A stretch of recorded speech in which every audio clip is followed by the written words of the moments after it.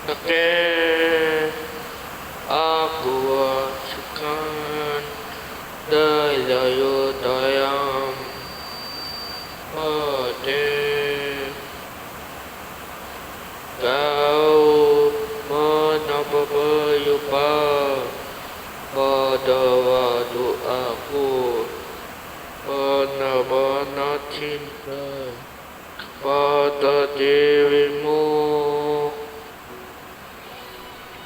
Dapayu kau ucap dapurnya dapai buat dirimu setan kau tiba menjadi yang terbaik untuk dirinya. Ku terima tajuk ini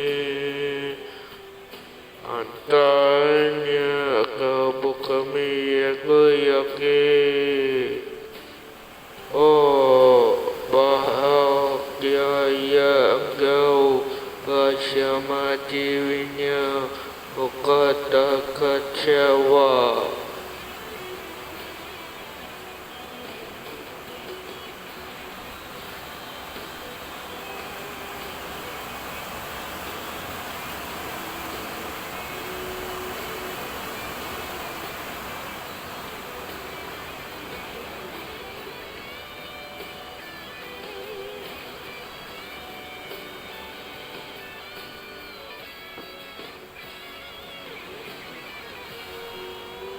Dapayu kau ucap kau bukan terbaik buat diriku setan kau cuba menjadi yang terbaik untuk dirinya. Ku terima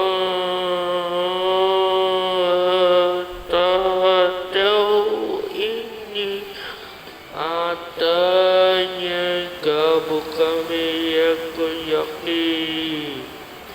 Oh bahagia ya engkau bahagia dirinya bukan tak kecewa. Dalam tertutup hati buat dirimu dan kau kembali